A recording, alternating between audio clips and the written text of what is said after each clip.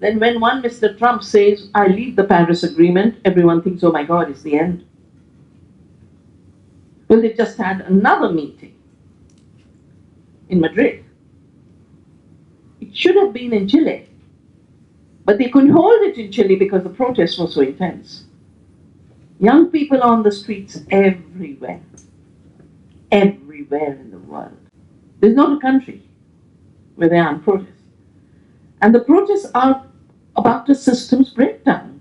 You know, the economic system, the political system, the ecological system. So it shifted to Madrid, and it came to no conclusion. And I'll come to why it came to no conclusion. I use the term climate resilience partly to focus on the fact that that's what we have to do. And how do we do it? Only through A, stopping the constant shift from what I call biodiversity economies to fossil fuel-based economies. I go to remote villages. They still are using their sal leaves and their banana leaves. They're walking, at best a cycle. And talking about mobility, you know, my book Soil Not Oil, I talked about different mobilities because now we are obsessed with the car. And my chapter in Soil Not Oil is Sacred Car or Sacred Cow. Now, in the name of protecting the sacred cow, we've pushed our animals to extinction. So we've had, in 1 year, since the laws on animals came, domestic animal trading, we've lost 70% of the camel population. And in Australia, where the colonials took camels, they're now a pest and invasive species, and they're killing millions of camels. We've forgotten how to live in balance with biodiversity. We've forgotten how to live in balance with the earth. And that forgetting is related to the fact that a few centuries ago, largely the Americans, largely the Rockefellers, realized there was very big money in oil. I'm waiting for a book to be written on how the Middle East is really shaped by oil, not just because everyone's there for fighting wars, but even the countries. There was no Saudi Arabia before oil. The House of Saud was put there for oil. I was advising the government of Jordan on biopiracy. And they took me to the field, and I said, I'd like to have a map. I'd like to know where I'm going in your country. And they gave me the map of a country that looked like a saucepan. I said, why do you have a handle for the oil pipelines? So the British would have their access. So all, including the current war that's going on, are all oil wars. All oil wars. And around the time 1930, it was one company, Standard Oil, controlling the oil of the world under Rockefeller. It was then under antitrust split into many companies, but they're still the same, the Exxons and the Mobils. It then became an imperative to shift from economies based on biodiversity and photosynthesis to economy based on mining, nature's fossilization of living material. Over 600 million years. And that is really the problem. The bigger problem is we call this forced transition development. I remember when I was writing Staying Alive, I was reading every book on development. So one of the books said, India's not developed because we are not using plastic. In the 70s, we didn't have plastic everywhere. Now we got it all over. There's not a water body. There's not a dump yard of plastic. And the poor cows are dying eating plastic. Another indicator was we are underdeveloped because we don't use pesticides. Just have to see Punjab, to see endosulfan, in Kerala. Why would a plantation corporation want to spray? Because they thought it was so smart to spray poison on their people. It was development. And the forcing into fossil fuel is still going on. Actually, one reason that Jharkhand brought the Jharkhand Mukti Morcha back to power is because the tribals have been resisting the coal. When people talk to me and, oh, but India, journalists will call me from BBC and says, but, India is asking for more coal. I said, what India? Which India? The tribals of Jharkhand are resisting. Tribals of Chhattisgarh are resisting. And what had happened is that because the tribals had law of self-governance in Chota Nagpur and Satanpadna, they have this culture. When they make a decision, they put a stone at the village boundary. So they said, we will not allow this mine. Now, some of these mines are Adani's and others. All these tribals were arrested for sedition, and tribal laws were changed to not require the permission of the Gram Sabha. Well, it's largely a tribal state. Jharkhand was created by the tribals. Jharkhand means Jhar is forest state. It's now, with the recent election, not only did the JMM and Congress alliance win, but the first thing that was done was the changes in those acts been reversed and the sedition charges have been withdrawn. So these are, in my view, issues of a biodiversity economy and a fossil fuel economy. The fossil fuel economy has been imposed with very, very, very bad science. The reason I moved to look at agriculture was because of the Punjab crisis and the Bhopal disaster. And then I started to see, what do they call productivity? Not the output per unit input, but a commodity as the output and labor as the input. Resources, water, land, chemicals, capital, nothing is counted as input. And the biodiversity lost is not counted as input. So I just noticed cardamom, which is in the spice gardens here in the Western Ghats. It's now growing as a monoculture all along Central America. Vietnam is growing monoculture pepper. And that's being dumped on India. And that's why some of the suicides took place in the spice belt because of the collapse of prices. And I remember very clearly, I think it was the Calicut port, where farmers dumped palm oil. Because that year the dumping of oil had dropped the price of coconut from 10 rupees a nut to 2 rupees a nut. And people were cutting their coconut trees. We built a movement for a fossil fuel-free, poison-free farming with the former Chief Minister of Sikkim, who declared Sikkim a 100% organic state. Actually, Kerala is supposed to be also an organic state. Just needs a little more push to make it real.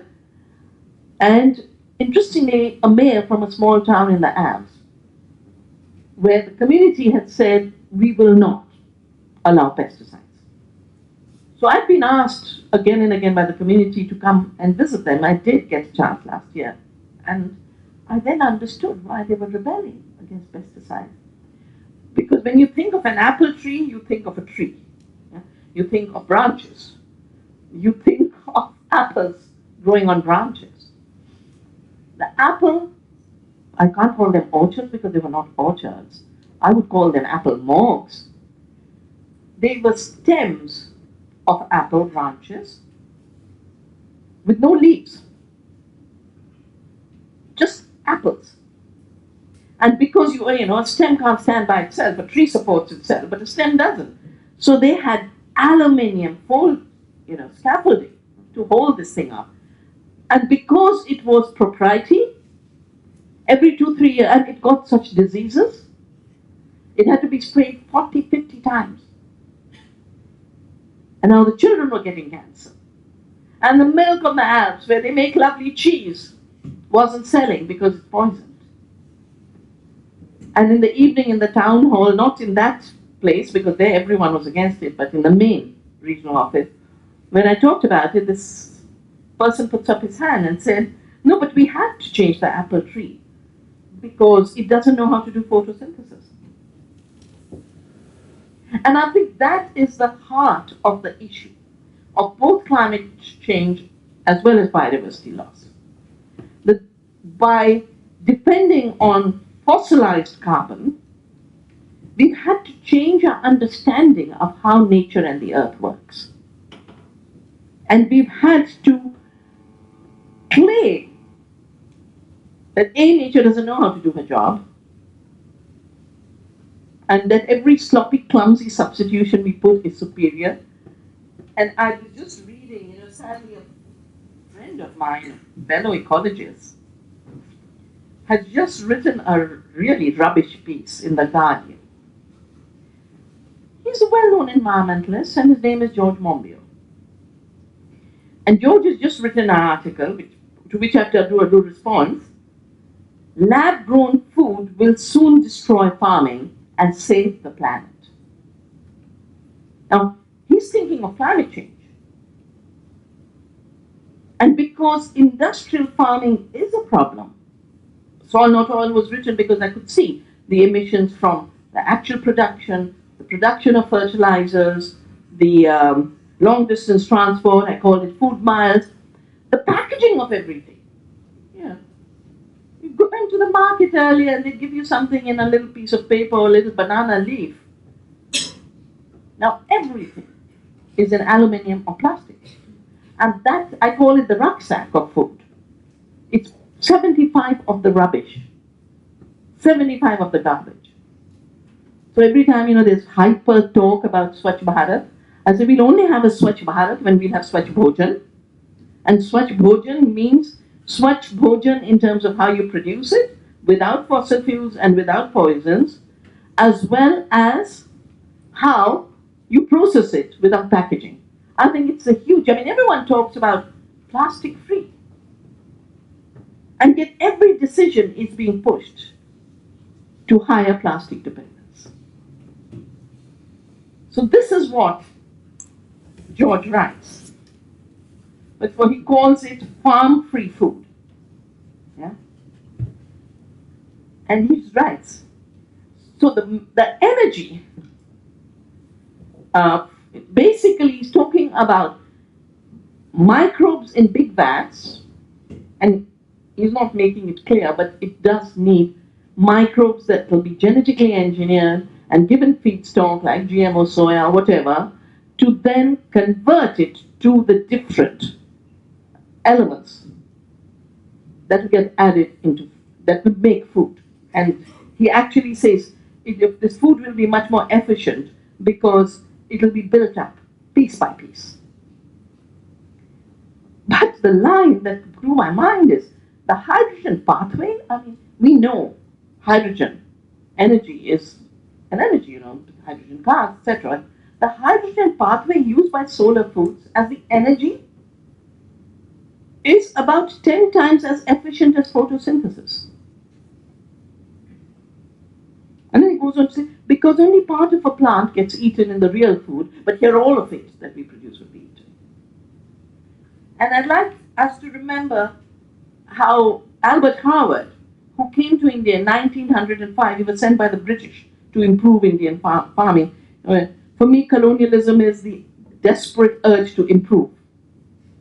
And he arrived in Pusa, and he found the fields were fertile, there was soil fertility, he saw lots of insects and no pests. And as he writes in his book, The Agricultural Testament, I decided to make the pest and the peasant my professor. And making a pest your professor means you want to learn from nature. The book, The Agricultural Testament, is called the Bible of Modern Organic Farming. And when I was trying to make sense of the Green Revolution, and I knew how my mother farmed, but the problem is you've got to have a reference. Life is not referenced. All the amazing knowledge of our farmers and tribals doesn't have a footnote. They aren't a footnote. So, in the process, I found this one torn copy of the Agricultural Testament in our library. And then we started to have it printed. But in the Agricultural Testament, first he writes, he says, on the farms, those days we used to be called the Orient. Yeah? In the farms of the Orient, farming is as perennial as the forest and the ocean, because people farm in nature's ways. So I would like to redefine God's own country as the country that continues to practice an agriculture that farms in nature's ways. And Howard writes, the energy for the machinery of growth is derived from the sun. The chlorophyll in the green leaf is the mechanism by which this energy is intercepted. The plant is thereby enabled to manufacture the food, to synthesize carbohydrates and protein from the water and other substances taken up by the roots and the carbon dioxide of the atmosphere. The efficiency of the green leaf is therefore of supreme importance. On it depends the food supply of the planet, our well-being, and activities. There is no alternative source of nutriment. This is it. Without sunlight, including fossil fuels, it's just fossilized matter. Without sunlight and the green leaf, our industries, our trade, our possessions would soon be useless. But this is precisely what's being denied in this continuation of the search for miracles. Miracles that come from what I call the mechanistic mind. Now, the mechanistic mind is a product of the fossil fuel age. It's not thinking in ecological ways, not seeing relationships in living systems, but defining the earth as inert and dead. You're exploiting from the earth the raw material and then assembling it as the value creation. And I think this is the other illusion of our times, where value extraction has been defined as value creation. And the highest expression of this is biopiracy, where you take a basmati and you patent it. And you claim to have invented the aroma in the rice, the size of the grain, the height of the plant. And it's a case I fought. Or in the case of neem, where the company Grace and the United States Department of Agriculture claimed to have invented the pest control properties of neem. We fought that case for 11 years. Here too, it is extracting the knowledge from indigenous cultures. And for me, it was my mother, my grandmother used to put neem leaves in our clothes, and they used to put neem leaves in our grain. Those were the days where we held grain in the homes for a whole year. We never bought flour. You had wheat, which you went to the local mill, in our case to a water mill, to grind for that week. So you always ate fresh flour. And my father could make out when flour was ground on a roller mill and not on a stone mill, because its energy was totally different. We have evolved 200,000 rice varieties, including the amazing Pokali of Kerala. Can you see how it's such a perfect system where there's no external input needed? The shrimp gives the fertilizer for the rice, and the rice gives the food for the shrimp. And the systems have continued. How did the World Bank attack these systems and force industrial aquaculture, like industrial green revolution farming? By not seeing the system and its productivity, but taking a part and comparing it to another part. So they compared shrimp of Pokali to industrial farming and industrial aquaculture. But they should be calculating the rice and the shrimp together. And then industrial aquaculture with external inputs is a very inefficient system. I had coastal communities in Andhra, in Orissa, in Tamil Nadu, who were fighting shrimp aquaculture. And that's when I did a study on Chemenketu. So you need 10 times more fish caught at sea to feed the shrimp as feed. Now all this becomes polluting, and having stopped it so much, you have disease, so you have to pump antibiotics. And in these ponds, you have to flush out that polluted water every day to sea. So the hatcheries start to die. And the footprint is for 1 acre of a shrimp farm, you have done damage to 200 acres of biodiversity economies. And I would think that no matter which economy you look at, if it's fossil fuel based, the footprint is 100, 200, 300 times more. But we never count the footprint, we never count the externalities. We have a very clever way of excluding the costs. So the very idea of a limited liability corporation, which was East India Company, was when the ships with pepper from the Western Ghats reached England, then all of the pepper belonged to those 300 merchant adventurers, they were called.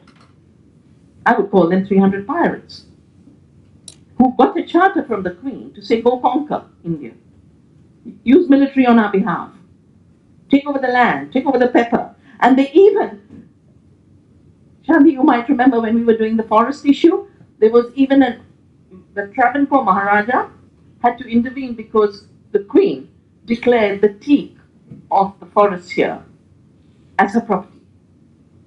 And the Travancore Maharaja had to say, I'm the king. I might be in England, here I am the king. The entire idea of controlling what others had grown, what others had traded, pepper was one. But limited liability meant that if the Dutch or the Portuguese pirate the ship on the way, then it's the public that had to pay for the losses. So there are two new, interesting, just in this last year, 2019, two very, very big pushes have been made. I call them fake food and fake farming, which is pushing further down the line of the mechanical mind, industrial processing, and externalization. And for those who want to read that report, it's called The Future of Food, and it's available on the Navdanya International website. You go to Navdanya International, you'll find this website. And the reason I had to write the introductory essay for this was because suddenly in the US, in the Nature and Health Expo, a new burger was launched called Impossible Burger. An Impossible Burger, of course, had GMO soya, but it also had blood made by microbes and poured on this soya. And they basically said, this is a burger that, a meat-free burger that the meat eaters will love. I said, this is very complicated. Meat eater should eat meat. You don't want meat, then there's so much variety of plants. So they stopped talking. We used to have the language of vegetarian. The word vegetarian has disappeared. Plant-based. And plant-based means you don't eat whole foods. You eat processing of GM foods. So in this case, it's again sold like a solution to climate change. And we're going to save the planet. It's GMO. And they found the load of Roundup and glyphosate very high, so friends started to call it the cancer burger. But this plant-based burger, it's supported by all of the venture capital firms in Silicon Valley. They're investing in a very big way. And guess who? Bayer, which is now Monsanto. And this is what writer who's Bayer's head of research and development has said. He says, in order for plant-based companies, they call plant-based companies, in order for plant-based companies to produce at scale and succeed, they require efficient sources of amino acids and carbohydrates. Food has disappeared. which will bring them around to row crops, not multi-layered gardens like you have in Kerala, and not biodiversity farming, will bring them to row crops that can be tilled and cultivated by machinery. It's a recipe to continue the fossil fuel agriculture that has contributed 50% to the greenhouse gases. He even says they're sourcing different kind of crops that can also create opportunity for us, being a company that is a plant breeding company. So like so much became raw material, forest became square foot of timber to be extracted. And food now is becoming, the plant-based language is real food. They would like to see an end to it. Because real food gives it autonomy. Just like seed. Why do they want to destroy seed? Because a seed can give 1,000, 1,000,000 seeds. Farmers can save their seeds, farmers can exchange their seeds, and it doesn't end being seed, it gives you food. Now, what could be a better system? You save seeds for the next generation of food, and you have your food, and your animals have their food, and we did not breed one-dimensional. So our varieties of rice, for example, are not just diverse in quality and traits, but they're not just food for humans. So in my Green Revolution book, I mentioned how it isn't the case that the Green Revolution rices produce more. They partitioned differently, that's all. So the dwarf variety meant the ratio of straw to grain. The straw was reduced and the grain was increased. And then you pumped a lot of fertilizer. And fertilizer is one of the biggest threats to climate change. Fertilizers are made by the same processes that were used by Hitler to make explosives and ammunitions. And it's basically using fossil fuels and burn them at very high temperature to fix atmospheric nitrogen. And interestingly, my new book, I have a new book called Oneness versus 1%. When I was doing the research for it, I realized at that time, Standard Oil, which is a monopoly, and IG Farben, which were the companies that grew out of Hitler's research for concentration camps, there was one company called IG Farben started Standard Oil. So Standard Oil gave the fossil fuels and gave money, and IG Farben did all the chemical work. The fossil fuel-based chemical fertilizer, the talk at that time was, we are going to make bread from air. Now that we know how to fix atmospheric nitrogen, we don't need soil, we don't need land. And dear George, when I get time to write a book, George says we're going to make food from water. And this illusion that when you externalize the true costs and constantly sell miracles is part of the addiction of the fossil fuel system and the colonial system. So for 1 kilo of synthetic fertilizer, you need 2 liters of diesel. But it doesn't stop there. The runoff is so high, it's very inefficient. When a plant fixes nitrogen, it's to perfection. None of it is wasted, none of it runs off. So when you plant nitrogen-fixing pulses with cereals, you have an absolute balance. When you apply synthetic fertilizer, you have emissions of a greenhouse gas that is 300 times more damaging to the atmosphere than carbon dioxide. And everyone talks about carbon dioxide only. No one talks about nitrogen. Climate debate is this much emissions and carbon dioxide. But this has then led to another big problem, and that is, I saw it, I've witnessed it. The reason I wrote the book Oneness versus 1% is I watched Bill Gates and Mark Zuckerberg take over the Paris meeting. They ran it. I said, but they're not heads of state. Since when did billionaires run United Nations? But they do.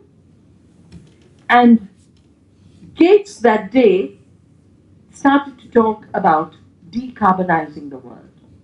Now just think of it. The biodiversity world is living carbon. fossil fuel is dead carbon. Yeah, we have to stop drilling and mining and fracking for fossil fuels, but we have to increase and enhance and intensify the living carbon through biodiversity. So decarbonization, in effect, is a vision of where the George Monbiot's talk about food will come from bats. All living systems must be finished. And I'm sure on TV you hear about Delhi's pollution and then the jump to the straw burning in Punjab. Very often it's totally off the season. It's a new excuse. And this is part, again, of forcing farmers. First, they force them to grow rice in Punjab. It's not a Punjab crop. Now that it's done damage, they want to shift it basically to GMOs, corn for animal feed.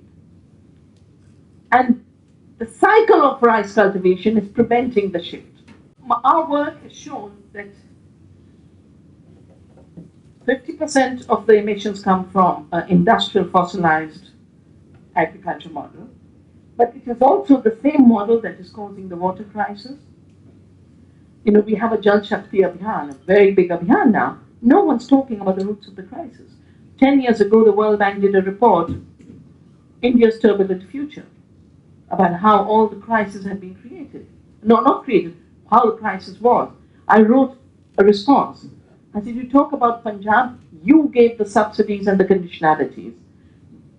Maharashtra, you forced sugarcane in a dry area. No matter where the water crisis is, there's a World Bank loan behind it. And we've created a system where we are using so much water and we are destroying the soil's capacity to hold water. So when we talk of climate resilience through biodiversity, what do we mean? We first and foremost mean biodiversity as the protective force in times of climate extremes. Because if you don't have a dense forest, you have no capacity to manage the extreme rainfall. If you've damaged your forests, then if you've dammed up your rivers, dams were not meant for extreme events. They were meant for predictable impoundment. Extreme events means the first 2 days your dam might be full, and then you'll have to release the waters and cause more flooding. And we know Kerala's flooding was very much related to release of waters from the dams. You need your soil to be able to absorb water. You need your wetlands to be able to absorb your water. So our studies have shown that for 0.5% organic matter in the soil, you can hold 80,000 liters.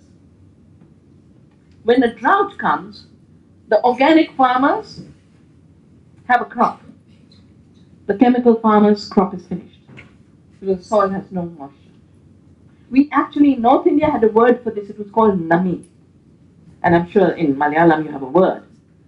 And the Rabi fasal, there's Kharif, which is monsoon, but Rabi was always grown only on the soil moisture, never on irrigation. Now, when I travel, it's amazing. And all of India used to be green, except a few parts like Rajasthan, where you didn't cultivate in the Rabi. But by and large, all of central India, all of the Deccan, used to have a Rabi and a Kharif season. And every bit of land was cultivated.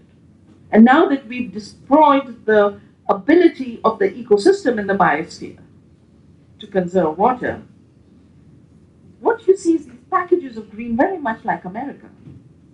Suddenly a package of green based on intensive mining of groundwater.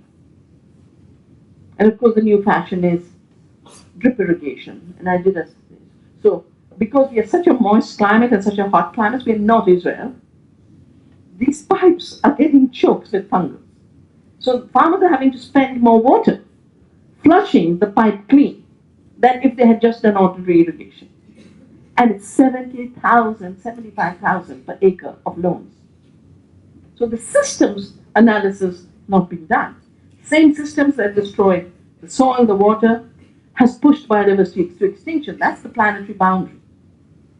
But it is not just this, because we are biodiversity. We are walking biodiversity. And the same mechanistic thought that made us feel, because of the fossil fuels, that the world is dead matter and a machine. I have fought cases against Monsanto where they literally have argued that the seed is a machine that they have invented. They won a case in the Supreme Court of the United States. They did not win it here. But they talked that language, that the seed which carries life is their invention and it's a machine, a self-replicating machine. And farmers saving seeds are stealing their invention of a self-replicating machine. That's how foundationally the ontological idea of who we are, how we live on the earth is being changed. The biodiversity of seeds are vital to climate resilience. And when I started to save seeds, I was only dealing with Monsanto's monopoly. I said, no, seeds should be free, farmers should have their seed. We're not going to allow Monsanto to say, I'm the inventor, I'm the god, I'm going to collect rents. We've been successful in India in terms of law. Article 3J of the patent law says plants, animals, and seeds are not human inventions and therefore not patentable. When we started seed saving, I didn't do what the World Bank was suggesting in those days as a method of conservation.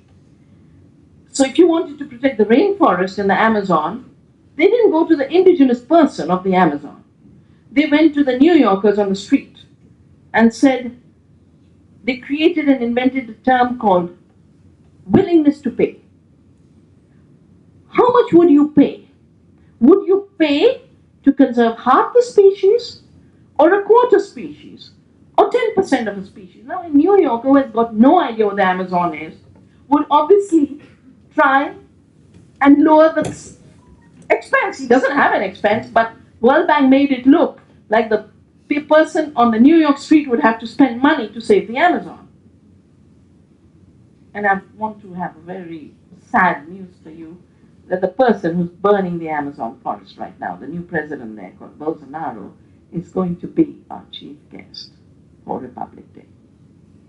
26. Yeah. Fortunately, we critiqued that willingness to pay issue, and it did not go further. But I believe conservation of biodiversity is not a market calculus of saying how much can you get rid of. It's an ethical commitment, how every last insect and how every last grass and how every last seed has to be protected.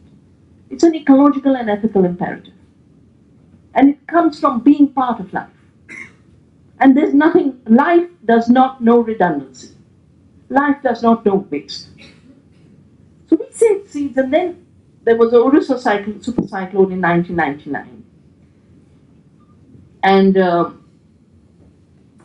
we had these salt-tolerant seeds, which we distributed. Then enough farmers grew it, so when the tsunami came, 2 truckloads could be gifted by the Orissa farmers to the farmers of Tamil Nadu, who had been told, go on a 5-year agriculture holiday because there's too much salt on the land. And I told the agriculture department, I said, no, there are seeds that are bred to be able to tolerate salt. And the answer always has been, can't be. And I think what we need is lots and lots and lots of new learning that there's nothing like a can't be. Yeah? These varieties exist. Of course, there's a whole new attempt to patent. So the original form of biopiracy was they'd read the literature, they'd find the use of neem or basmati had a big market. And now they're doing something smarter because now there's a convergence of the 3 fields. The field of biotechnology, the field of information technology, and the field of what they call financial technology. You know, they have fintech, biotech. They just added tech at the end. And the 3 are one. So a few years ago, I saw an announcement that 1,500 patents had been taken for climate resilient seeds. So we went into the background and said, what did they do? Well, they just went to the seed banks, and you know, there's a very big one in Svalbard, it's called the Doomsday Vault. And they saw all the packages, for example, of corn, which is the drought-resistant corn. So they took all the drought-resistant corns, and then they put them through a computer for genomic reading. And then they had an algorithm called Athlete, which made guesswork of what was the common part of the genome across. Now, they have no idea what that part actually does, but they assume that because it's common, as they say, we pick the 100 possible winning lottery tickets to take the patterns. So if the world's economy collapsed in 2008 because they had turned the financial world into a casino, they now want to turn the living world into a casino for betting on what can be owned through genomic reading, and this is how they're taking the new patterns. But as I said, there are two big threats. The one is fake food, and I think we really do need to revive the Anna movement in a very strong way. Our government has just signed an agreement with Amazon, who basically started destroying publishing, now controls everything. They also have a little artificial intelligence in their software, and they call it a personal assistant, Alexa. You know who's going to teach our kids what's good eating right? Alexa. And I want you all to work on Kerala not allowing this, that we'll have our mothers and grandmothers. It's Amma, not Alexa. Yeah. And our schools should become very active. When we've done these festivals of amazing diversity, our young children need to get active on this, not just because it is a rich heritage, it's delicious, the food is so good, but the cost to them is so high. I just want to run through the global costs of the new chronic diseases that are totally food-related and toxic-related. So neurodegenerative diseases are costing 2.4 trillion, autism 171 billion, cancer 2.5 trillion, diabetes. Everyone has diabetes now, everyone. And I see climate change like I see diabetes, yeah? Diabetes is a metabolic disorder. It's not the way they say, sugar ki bimari hai. Nothing. Sugar ki bimari hai. So, sugar ki bimari is a very bad way to describe what's going on in your body. Just like this much parts per million is not the bimari of the earth. The bimari of the earth is her regulatory systems that lie in biodiversity and in the biosphere have been devastated. Just like in diabetes, the metabolic order of self-regulation of the body to process sugars into insulin are missing. This metabolic system is a regulatory system. All living systems have regulatory systems, and that's what's breaking down. Endocrine disruption, 549 billion. Infertility, 3.6 billion. Antibiotic resistance, 1 trillion. Obesity, 1.2 trillion. Birth defects, 20. Endosulfan, because I intervened in the case and I've been there. Yeah, they're grown men now, 20, 25, 30, disabled with birth defects. And their mothers are having to look after them. We are talking about a lost generation. The poor getting lost because the system has forgotten that food is about nourishment and the right to life. We need to also think of a way to do a legal case on the right to life.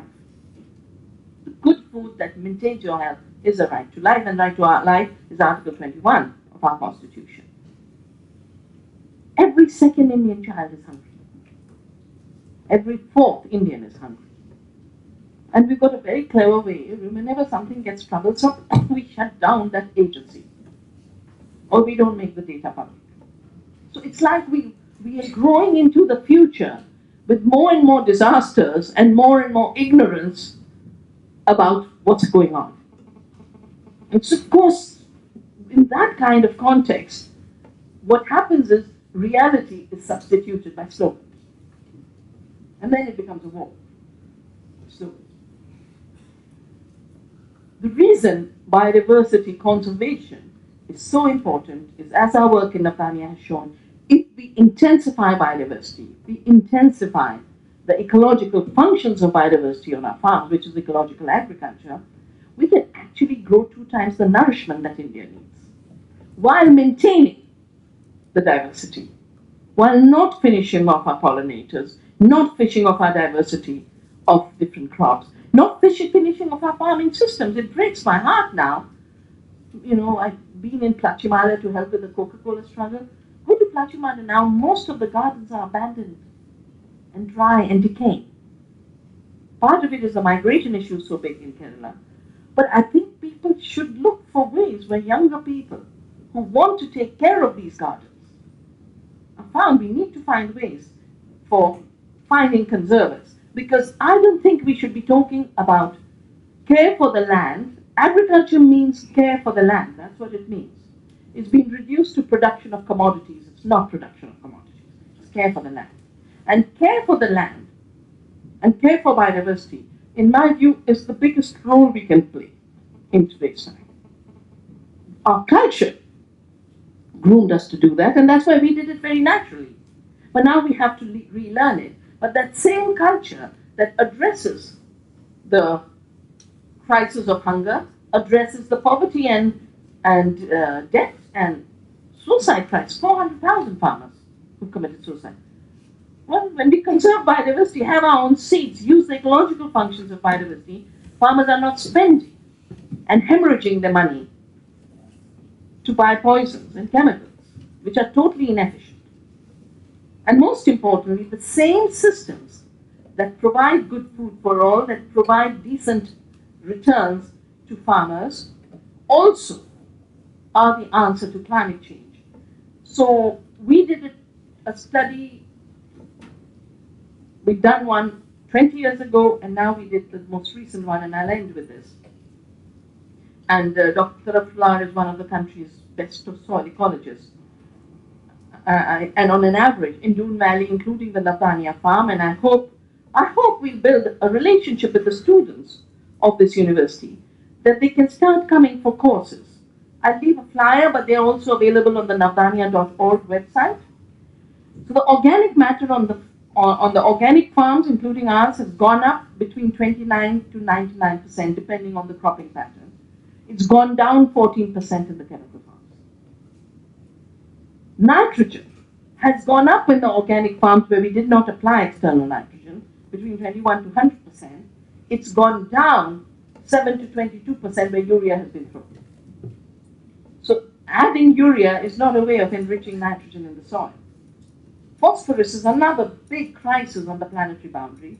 It's gone up 63% in organic farms and has not improved at all on chemical. But micronutrients and trace elements, we have a huge zinc deficiency now.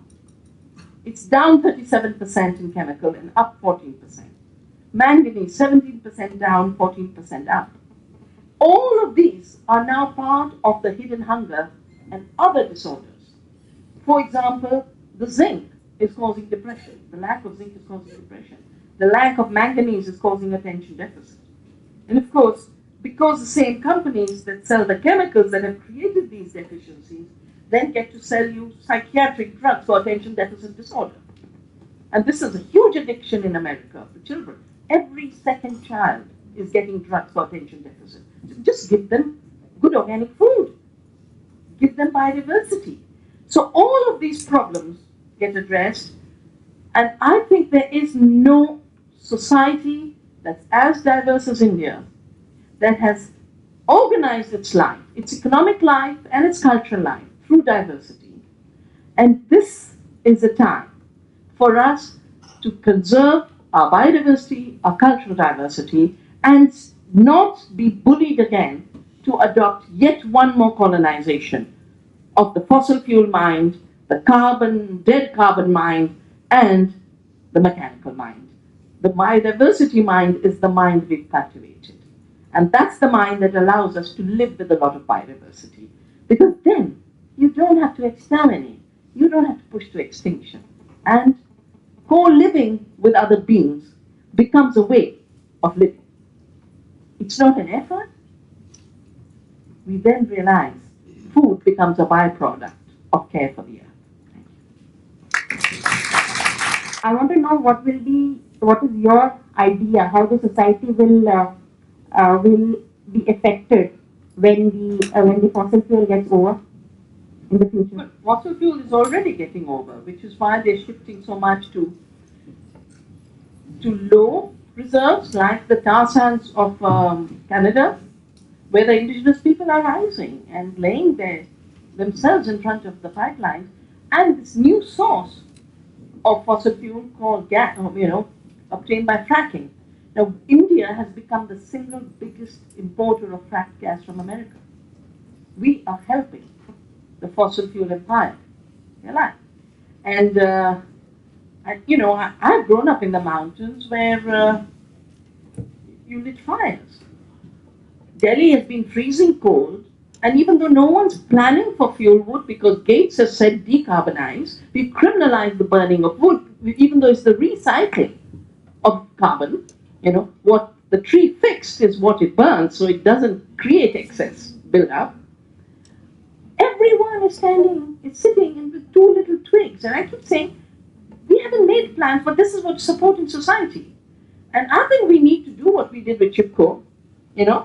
Our slogan used to be, Ghas naklu pani ko bina yojna thani. If you don't think of fodder, and you don't think of fuel, and you don't think of water as products of the forest, then you're a one-eyed policy, because you're only thinking of timber.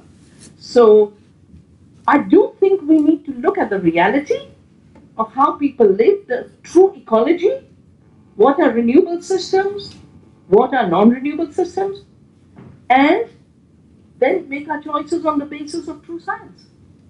Because I don't think solar panels everywhere using, I don't know how many of you know, I worked with President Evo Morales of Bolivia, and we created this universal declaration on the rights of Mother Earth after the Copenhagen collapse of the climate treaty.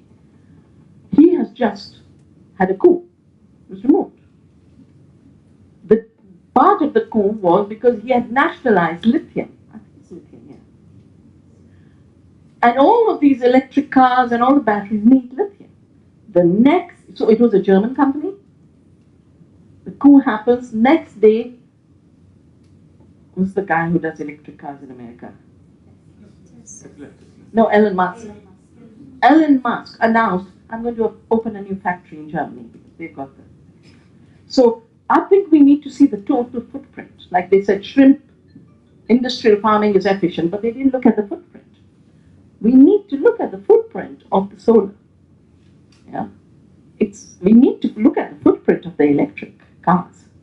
These are hugely costly in terms of materials and extraction. The only thing that doesn't leave a negative footprint behind is living systems of biodiversity. That's why we must intensify that aspect of our culture, that aspect of our economy. Yeah, so I'll just give two quick responses on that one. So my physics, quantum physics PhD was on non-separability and non-locality in quantum theory. And it's basically, in the quantum world, we recognize that we are not in a mechanistic world. Things are not separate, things are not fixed and immutable. Everything's related and everything's potential. And most importantly, because of the discussions that are overwhelming our country today, there's nothing like an excluded middle. You don't say this is a particle or a wave. No, it can be particle and a wave. That's what a quanta is. So there's no excluded middle, and biodiversity allows us to know there's nothing like an excluded middle. Because everything can be something other than what it is, beyond the market definition. The Amazon burning, last year, I think I was in Paris to address the mayors, because as the central governments are hijacked, it's the local governments that are rising everywhere, and they're doing policies, and they asked me to come and do a keynote. So I was in Paris when the little Greta was in Paris, and she asked to meet me. So I went to meet her. And here they're sitting, all these young children, and they have to go to the Amazon to save it, but we'll have to go by ship, and how long will it take? And they're wondering about those things. I said, no, you don't have to go, because the Amazon's being burned to grow more GM soya. And GM soya, the patents and ownership are now with Bayer, who's right here in Europe. Go to the Bonn headquarters and I showed them this image of the poison cartel. You won't believe it. On the general body meeting, 600 of these kids turned up on their own. So I personally believe that we are at a time where, exactly as you've said, everything is super saturated in terms of discontent.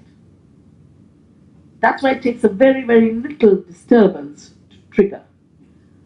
I think we can't afford to only have knee-jerk reactions on this policy and that policy and this law. We do need the worldview of the biodiversity-based ecological civilization to be able to hold it all together, whether it's the climate despair or it's the economic despair, because we are working with communities where I'm basically saying we know jobs are disappearing. I was told there's a strike at the campus today because colleges are being shut down. We know we are in that kind of period. And I was addressing a university in Balasore, and it was lovely. The vice chancellor created this slogan. She said, "Don't chase jobs, find meaning and livelihood in your village." And if you do a true economy, people are running to Bombay, people are running to Bangalore to earn 60,000 and spend 80,000 and be depressed. And, there's a whole burnout essay today in one of the papers. The IT and finance people are earning a lot, spending a lot, miserable. And for the ones who have an option and the ones who don't, I think in the past I've been here, where young people from the IT sector are organizing to create farms, are organizing to create organic supply. I think that is where we need to spend our energy and time. How not to get frustrated, but how to create. The beauty of biodiversity is it is biodiverse. And with biodiversity, there's so much we can do without harming the earth, without harming other people. I meet a lot of young people who want to take that one product. Can you tell me the one rice I can commercialize? And a lot of young men write to me, I got a crore or 2 crores to set up a startup, and I've started the startup. And now I need the farmers. So can you supply me the farmers? You write a software program, then you need the farmers at feedstock. The best is there's a group that's been created called, let me just look for this. It was hilarious. They call themselves, so they're ag tech investors now, ag tech. And they include the buyers and the Syngentas. And this ag tech company says it serves 5 million farms, 92% client retention, 30 countries. And this young man came to my talk I was giving the Korean lecture. And so I said, wow, 30 countries, you must be traveling a lot. He said, no, I don't travel at all, the companies travel. I said, which companies? Buyer, of course, Syngenta. I said, so why do they depend on you for a software? I said, then you must be an absolutely brilliant software programmer. He said, no, I'm not. I worked in Tata Motors. I'm a mechanical engineer. That's what is happening in the world today. So they write the software. They pretend it's an Indian startup that did it. That's how they enter the country. Because it doesn't then look like they're getting in without permissions. And they use this as a front. And there's this whole new language of digital agriculture. And, I'm fine with digital as a helpful tool, but digital as a colonizer, where you will have surveillance, where the seed, we've just done a critique, there was an attempt, and this new seed law is an attempt to have surveillance on the seed from the beginning to the end. And that's the end of farmers' freedom. And linked to this is this other thing. I talked about liability, limited liability. Now they're seeking zero liability. And that is where the zero budget economy is coming. And they have floated in Andhra with about $4 billion of borrowing from commercial banks, the Dutch, the BNP Paribas, the French bank, and the German bank, to do a zero-cost farming. It makes no sense. Why are you borrowing commercially so heavily if it is totally zero cost? So this is happening very rapidly and very fast. And the only way we can reclaim it is, as I said, not just the biodiversity in the living world, but the biodiversity of the mind to help us analyze in proper ecological ways true costs, true potential, and true benefits.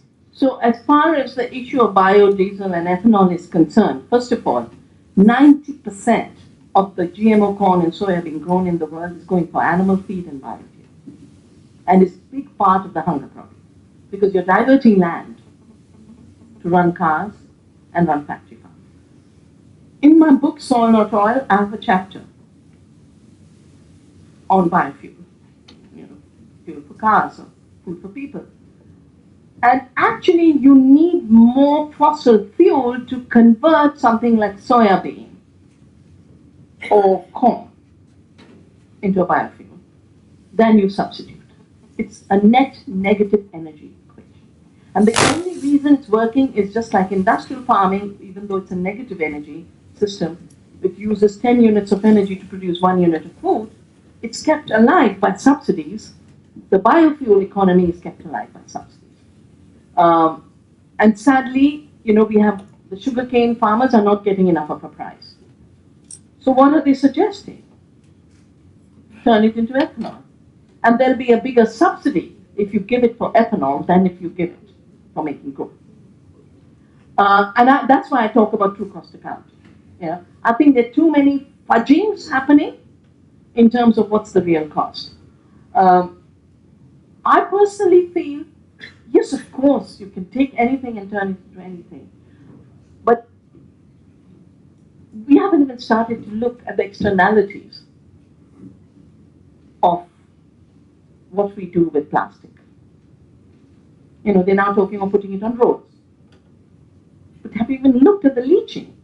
And I think for any responsible society, you should do the assessments before rather than let new problems emerge late.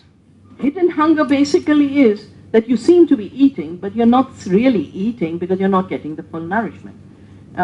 I just had a colleague come back from a village. He's from UP. And he said, Didi, they're bringing machines to the village door to mill rice, and it looks like it's convenient, but they're then turning the bran into a high commodity to be sold either as a food supplement or a raw material for rice bran oil, and the women are being left with polished rice. That's going to be not just hidden hunger, but a recipe for diabetes. Because the minute you have only polished rice and polished rice and polished rice, the part of the reason, my sister is a doctor, and diabetes rates are shooting up faster in rural areas, because that's where the hidden hunger is growing much faster, because we forgot about nourishment, we forgot about biodiversity, and biodiversity is connected through the flow of nourishment. And that's why I say food is the currency of life. Not toxic food, but food that comes from biodiversity is the currency to keep biodiversity alive. And we'll have to get fit into that cycle. And the problem, and this morning when we were at the press conference, the problem really is every intellectual endeavor of the fossil fuel age, whether it be technology or it be economics, has been based on rupturing systems that renew and recycle and define them as not producing, and treat extraction and the rupture of cycles as growth. So the definition of growth is if you produce what you consume, you don't produce. So peasants don't produce, tribals don't produce, women don't work, and that is one reason we are getting poverty everywhere, we're getting hidden hunger everywhere. And we have to bring back new definitions. I'm doing my next little booklet on economy. Economy used to mean the art of living, not GDP.